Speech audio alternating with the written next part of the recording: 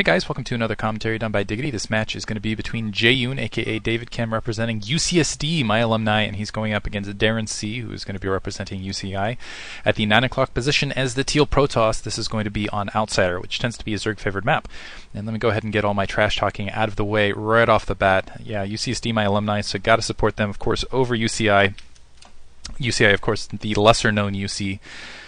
Famously known for being in between UCSD and UCLA. You know, UCSD, we've got the beaches. UCI, they've got the big parking lots. They can get on skateboards and pretend they're surfing, things like that. I think I'll leave it at that and continue there. I'll continue the scathing remarks as the game progresses. Point being, I am definitely favoring David Kim. Looks like we're seeing a little bit of lag. David Kim's really good at the small unit game. He's very good at the long unit game as well, but particularly strong micro, very good unit control. He was the winner of the UCSD Winter Games Fest last season, and on Outsider, I honestly think he's going to be unstoppable because he's got really good macro, he's got really strong micro, he's really good at mid-game all-ins, and he's very good at late game. He's got really good, now that I think about it, I really don't know that there's a weakness anywhere in his play.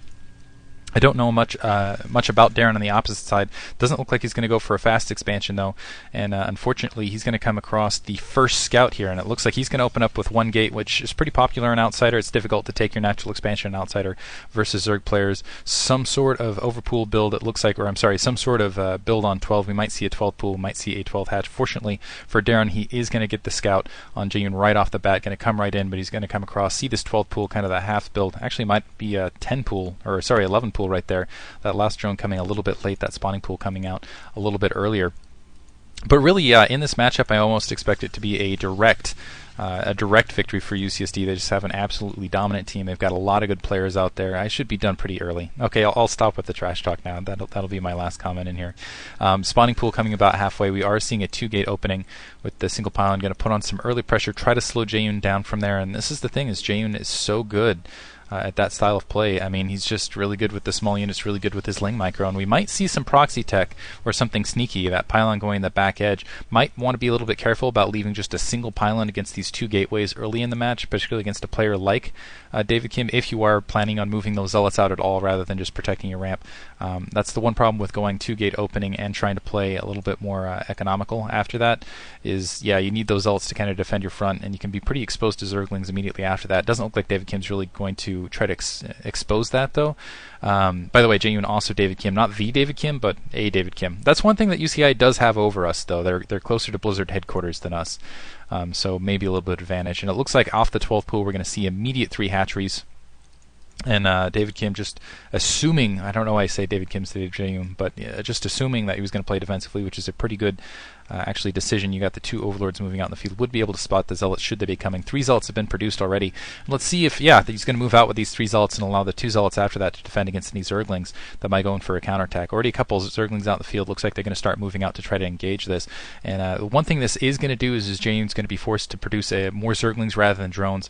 Let's see if he hides these Zerglings back a little bit. He's definitely going to be able to defend this hatchery, I think, with the Zerglings he's going to be able to produce immediately after it.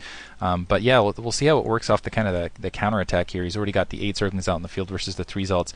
Really the critical thing is, that these are just Zerglings that are being produced to kind of follow that up. And he should be able to just produce an overwhelming amount of Zerglings after that. And you can see these zealots might get taken out just right here. And you can see the surround, the beautiful unit positioning overall, and that's what David Kim's absolutely known for. 1 zealot already down, 2nd zealot's going to get killed in open field, and this 3rd zealot just getting whittled down by 2 zealots. And actually it's just going to be 2 Zerglings. Needs to be careful. It looks like he's just going to rely on the drones in open field to try to defend otherwise, which might be a little bit of a mistake. You might see a drone kill from that 1 zealot, so which will be at least somewhat of a victory. Not a huge victory, but something to work with. And unfortunately, David Kim already off to a really big start, able to kill 3 zealots. Oh, little slip right there, maybe a little bit because of the lag here, but able to slip off with that 1 zealot. He's going to get killed probably by these 2 returning Zerglings, and right now off 3 hatcheries. Should be able to pump up drones pretty quickly. Immediately a fast expansion after this. This might work out for Darren though. Did lose, you never want to lose that many zealots early, and he's still got to produce some additional zealots to defend against the Zerglings on the front door, but otherwise he has forced David to basically produce more Zerglings rather than drones, which is really what he was after. That might upset his timing a little bit. We'll see natural expansion almost up for him. Still mining one gas, but critically, I don't see a cybernetics core anywhere. Okay, never mind. There's a cybernetics core morphing up in that back position, just trying to hide his tech from this overlord. For a second there, it's like, what is he being suicidal? And more zealots coming out across the field. But with that Sultan colony and the amount of zerglings that are already fielded right there, I just don't see this being all that successful. I don't think he's really going to halt. He's just playing a very aggressive game here. I don't think he's going to be able to halt the economy at all.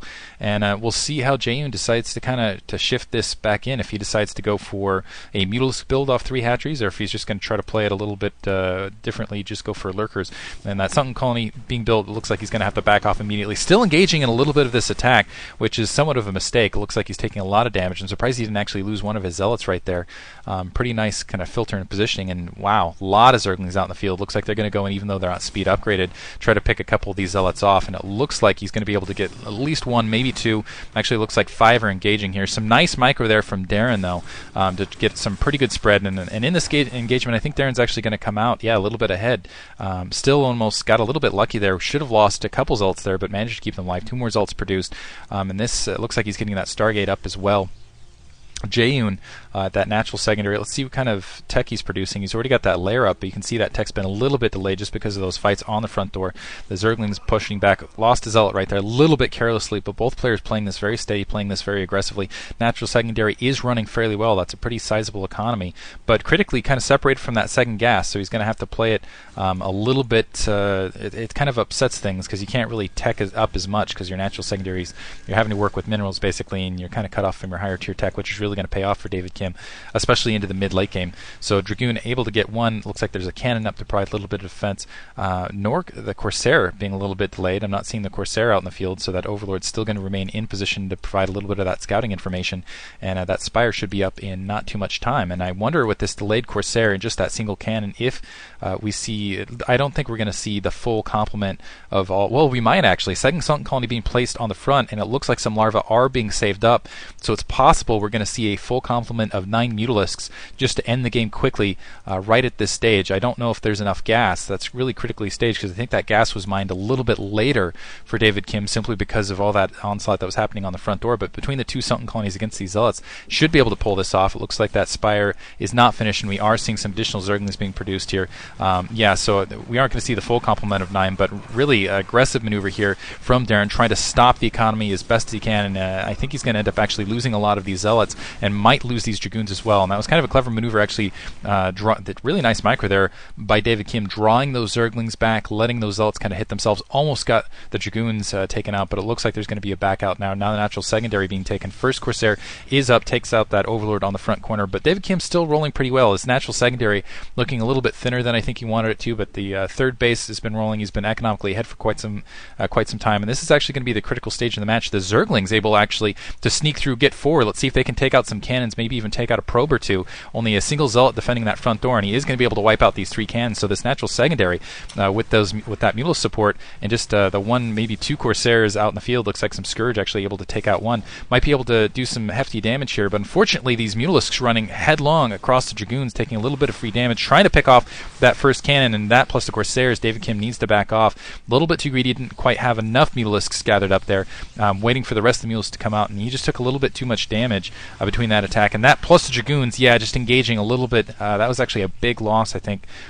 for David there. Lost a lot of his units a little bit carelessly. If he had been a little bit more patient, I think that would have paid off. Let's see if he continues to produce Mutalisks just to kind of force some damage across this spread, because you've got cannons basically at each natural expansion that Darren has to defend with these Mutalisks, and with just these 2 Corsairs, he's going to have to be very careful, specifically microing this pretty decent lag against Scourge, against anything else, and more Mutalisks are spreading up, and those 2 cannons at each expansion won't be enough. He's just going to have to keep building cannons, and those Dragoons being very slow to follow. This is going to be really nice for David Kim. Doesn't look like the cannons are quite up, so this natural expansion right here looks like it is going to get wiped out. A couple Dragoons moving up. Those Mutalisks actually